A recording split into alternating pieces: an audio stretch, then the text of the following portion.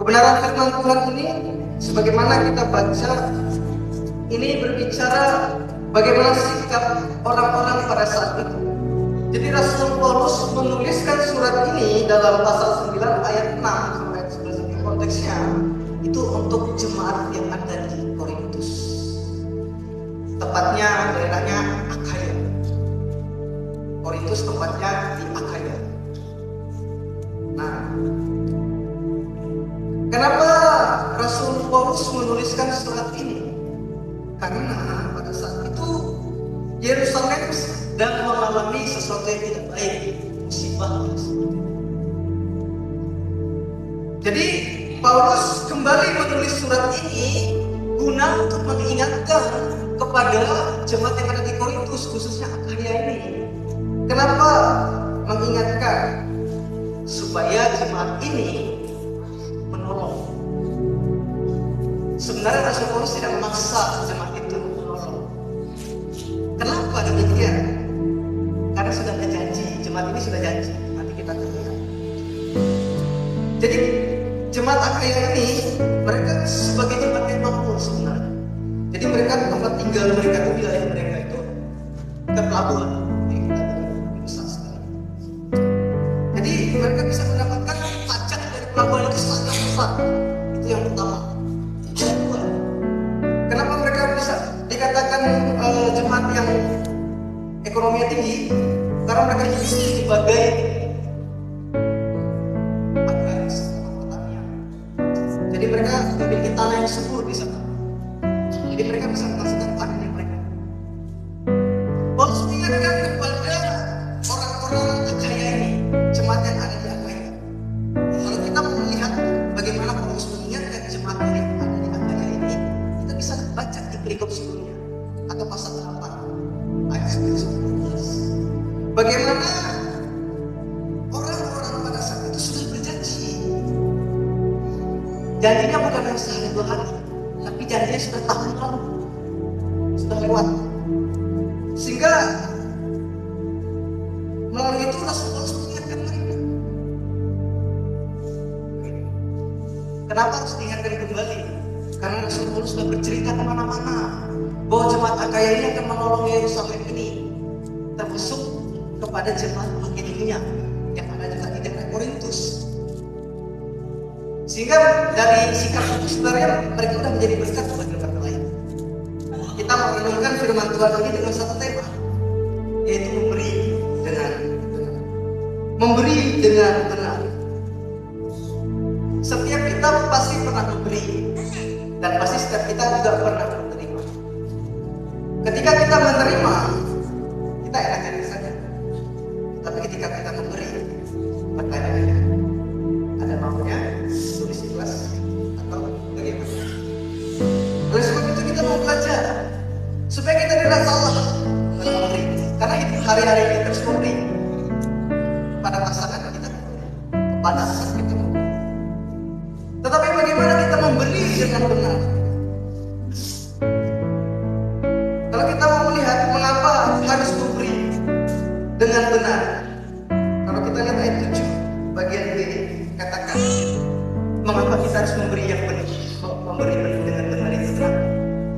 Sebab Allah mengasihi orang yang memberi dengan sukacita. Kita semua pasti pengen disayang sama Tuhan. Kita semua pengen dikasih oleh Tuhan. Tetapi ada syaratnya, harus dengan benar. Sebab Allah mengasihi orang yang demikian. Allah mengasihi orang yang memberi dengan sukacita. Kenapa harus dengan sukacita? Memberi itu dengan damai sejahtera. Memberi itu dengan mendatangkan kebaikan akan hidup orang lain. Tidak memberi kalau ada masalah. Kadang orang kan begini, suka itu gitu. Saya sudah berikan sekian. Atau kayak gini, dulu ingat saya udah kasih berapa, saya udah begini. Itu tidak berkenan ya. Ujian kita tadi tidak bisa berkenan, tidak bisa jadi ibadah yang sejati. Oleh sebab itu kita harus memberi dengan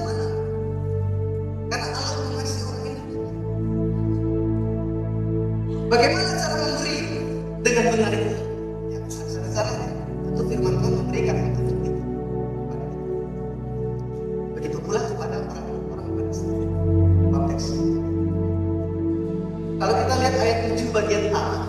Bagaimana cara memberikan? Hendaklah masing-masing memberikan menurut kerelaan hatinya, jangan dengan kegiatan atau paksa. Pernah nggak kita memberi, udah kasih, terus teringat terus kan? Coba saya akan kasih. Mungkin pas kasih kan aman-aman aja. Nih, handphone buat kamu. Terus udah sampai rumah, dari saya kasih. Coba kasih lain aja. Bagaimana cara pemberian Tuhan? Tuhan nggak menginginkan memberi seperti itu. Tuhan bilang memberi itu dengan kerelaan hati. Memberi itu harus dengan tulus ikhlas. Alkitab selalu berbicara tentang hati, karena Tuhan melihat hati. Jauh lebih dalam, mengapa kita harus memberi dengan hati? Karena dengan hati Tuhan menilai berkenan atau tidaknya. Sebanyak apapun kita memberi kepada Tuhan, kalau tidak dengan kerelaan hati, tidak akan ada hitungan, tidak akan ada nominalnya, tidak akan ada harganya. Sehingga ayat 6 Rasul Paulus bilang, samakanlah ini, orang yang menabur sedikit akan menuai sedikit, orang yang menabur banyak akan menuai banyak. Orang-orang jemaat Korintus yang ada di Akhaya ini masih paham langsung ayat 6. Kenapa? Karena mereka petani. Jadi kalau punya bibit satu karung nggak langsung dimasukin dalam satu lubang. Jadi dia pakai sedikit-sedikit bibit. Kalau tangan tadi belum itu berapa? Buat lubang masukin. Jadi kalau dia masuk pakai satu lubang itu bisa banyak. Memberi itu tidak akan kekurangan, poinnya dia sama. Ayat lanjut. Ketika seseorang memberi, ketika jemaat ini memberi, ketika dia memberi dengan benar, tidak akan kekurangan. Ketika dia memberi, itu tidak akan merasa kehilangan. Seorang petani, ketika dia memberikan bibit itu, menabur tanah, dia tidak akan merasa kehilangan. Kenapa? Karena dia punya pikiran. Dia tidak merasa kehilangan. Padahal untuk bibit itu, beli harga mahal, dibuang aja.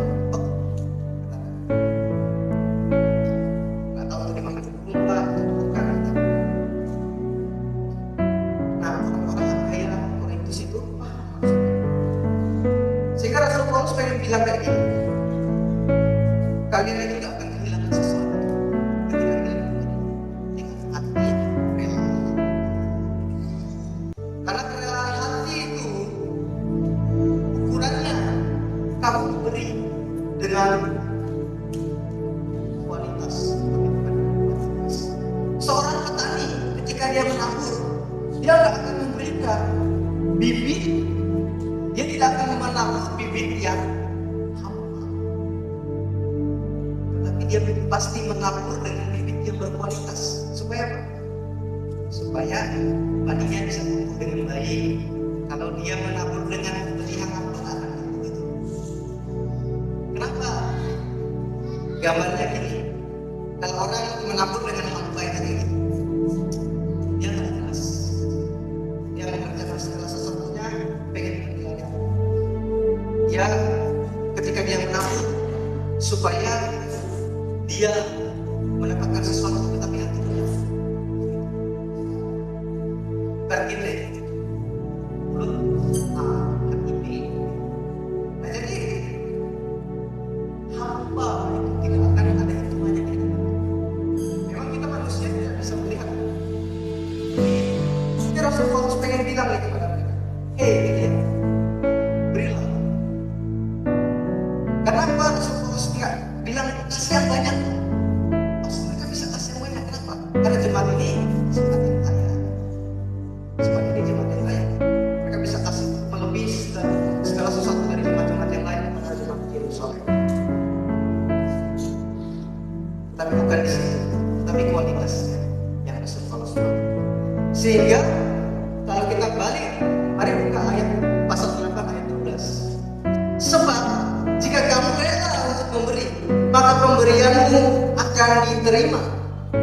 Tuhan itu sebenarnya ketika engkau pengen memberi, memberilah apa yang ada pada. Tuhan meminta apa yang ada. Kalau kita tarik dalam firman Tuhan ini, Tuhan itu minta apa yang ada pada diri kita. Tuhan gak pernah minta apa yang tidak ada pada diri kita. Untuk apa Tuhan? Karena Tuhan sudah tahu. Dan Tuhan punya sudah banyak. Bahkan yang ada pada diri kita milik Tuhan. Sehingga Rasul Paulus pengen bilang kayak gini pada jemaat pada saat itu. Sisihkan, bukan sisakan. Sisihkan, bukan sisakan. Kenapa harus sisihkan? Kalau sisakan, tidak akan ada sisa. Karena kehidupan kita tidak akan ada sisa. Kenapa harus disisihkan, bukan disisakan? Nah, ini mana sebenarnya? Di dalam kita hidup ini, tentu kita punya keinginan dan punya kebutuhan. Tapi mana yang kita keinginan apa kebutuhan? Dalam manajemen itu, firman Tuhan memang bilang dalam Matius 6, jangan khawatir apapun yang kau makan, kau minum, kau pakai. Ya. Jangan khawatir akan esok. Tapi Tuhan itu pengen bilang, Tuhan harus berhikmat. Memang hari ini tujuan Tuhan berbicara demikian bukan kayak gitu. Maksudnya, yang ada pada hari habis saja. Maksud Tuhan dalam Matius 6 apa? Maksud Tuhan cari Tuhan yang ada pada saat ini. Kalau lebih sisi. Ini saya jadi teringat ketika dulu masih SMP, seorang guru agama saya bercerita ketika dia melayani di satu gereja saat kita datang. Saat persembahan kami di pertengahan berhenti yang lama nih yang sedikit yang belakang itu nunggu kenapa nggak jalan karena persembahan lagu udah mau habis nggak ada lagu terus lagi masjid itu ada seorang bapak dia lagi di doa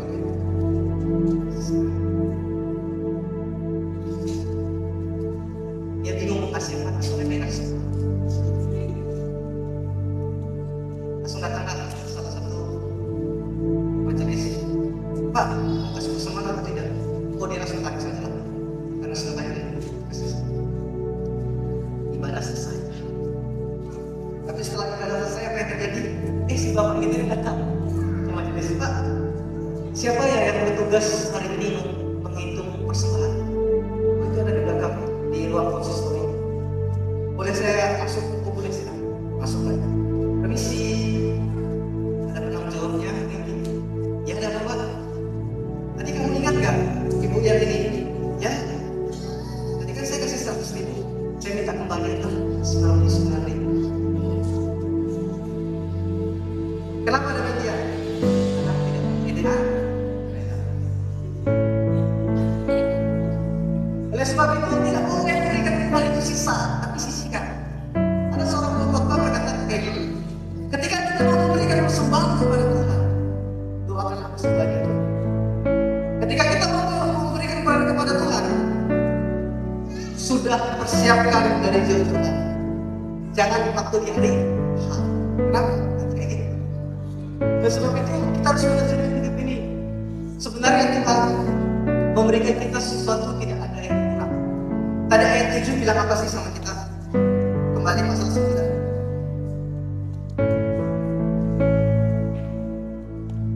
Tuhan itu maunya kita memberikan dengan kerelaan hati. Sebab Tuhan akan mengasihi orang-orang yang berada dengan sukacita. Tetapi yang perlu kita ingat di sana, Tuhan juga memberikan kita untuk kita berpikir ketika kita memberi kepada Tuhan. Sedangkan kita dengan kerelaan hati. Ketika kita berjalan bersama Tuhan, atau kita Tuhan, kalau aku berhasil baca kitab Kejadian sampai habis, aku pengen dapat HP. Itu doa. Ya Tuhan ya. Ya si Tuhan itu Bapa kita, tapi kan itu konsepnya. Tuhan mengasihi orang. Kan kata orang sama, bukan kata bed kan. Ayat 7 bagian B itu Allah Sebab Allah mengasihi orang, bukan mengasihi duit bisa. Tidak. Kalau orang artinya pekerjaannya termasuk duit, bisa kita lihat itu. Tapi bukan duit, tapi pekerjaan kita. Oleh sebab itu muncullah kan istilah yang sering kita dengar, diberkati untuk menjadi. Kenapa demikian? Karena Tuhan sudah memberkati kita. Jadi berkat harus kita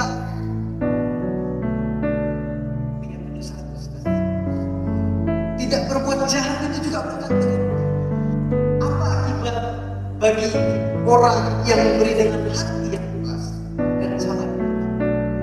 Kalau kita lihat ayat 8, perhatikan ayat 8 di sini. Dan Allah sanggup melimpahkan segala kasih karunia kepada kamu. Wow, luar biasa ini sebenarnya.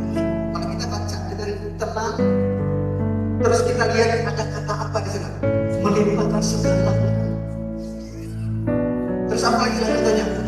Supaya senantiasa berkecukupan dan apa? Malah berkelebihan.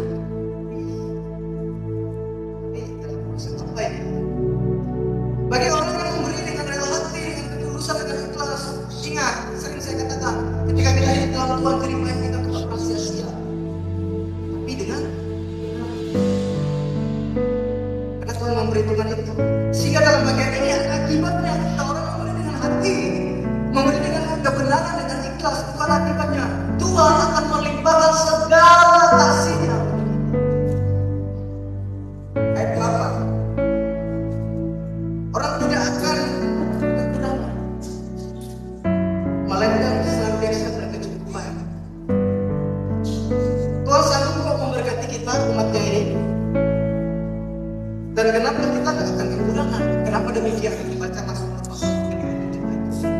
Baca Mazmur 37. Dulu aku muda, sekarang aku tua. Tidak pernah kulihat orang benar itu meminta. Apa poinnya senang? Bukan minta-minta dulu, bukan roti dulu, tetapi apa? Orang benar. Ketika kita tinggal di dalam Tuhan, ketika hidup dalam kebenaran Tuhan, maka Tuhan izinkan untuk meminta-minta. Ketika kita benar di hadapan Tuhan, ketika kita benar tulus di hadapan Tuhan, Tuhan juga akan tutup mata untuk kita. Pasti Tuhan akan melimpahkan kasih. Ayat 11 bilang begini, kamu akan jadi kaya dalam segala macam kemurahan. Balik lagi Tuhan bicara. Sehingga ayat 10 disitulah buktinya. Buktinya apa? Ia menyediakan benih bagi penabur dan roti untuk dimakan. Ia juga yang akan menyediakan benih bagi kamu. Ingat 2 kali loh. Makanya ada ayat yang bilang melipat gandakannya dan menumbuhkan. Firman Tuhan dalam ayat 10 ini 2 kali bilang ia akan menyediakan benih. 2 kali Tuhan bilang aku akan menyediakan benih. Sampai 2 kali. Jadi sekarang tugasnya cuma 1. Dia siang dan malam waktu itu dia hanya mendakwa terus. Jadi orang yang suka mendakwa itu salah.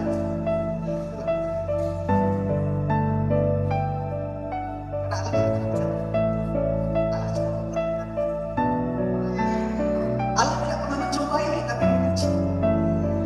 Yang mencobai siapa? Iblis. Yang menguji Tuhan tidak pernah mencobai. Kenapa Tuhan pakai menguji? Kalau kita sudah naik level, kalau kita dicobai, meskipun kita sudah selesai dari cobaan itu, tetap dicobai lagi. Oleh sebab itu, kita hidup di dalam Tuhan ini, kita sudah bergaya dalam damai sejahtera. Ingat, bukan hanya bicara sekedar material, harta dunia. Sehingga ayat 10 bilang, ia menyediakan benih bagi penabur dan roti untuk dimakan. Ayat 11 bagian B, yang membangkitkan syukur kepada Allah oleh karena Tuhan nggak pernah biarkan kita sendiri. Tuhan pasti memberikan kita penyertaan. Dalam penyertaannya itu ada bekal Tuhan. Ketika bangsa Israel keluar dari tanah Mesir, berjalan menuju tanah Kanaan, kurang lebih 40 tahun, Tuhan kasih bekal, mana, Tuhan kasih daging, burung puyuh, enggak kekurangan kok. Tetapi apa yang mereka lakukan? Mereka berseru-seru. Apakah orang yang hidup dalam Tuhan berkekurangan? Tidak. Yang penting apa? Bersyukur. Dan lakukanlah dengan benar ya. Tapi ingat, ketika kita menabur jangan minta balasan. Karena prinsip Tuhan bukan prinsip dagangan. Karena prinsip Tuhan adalah prinsip berkat.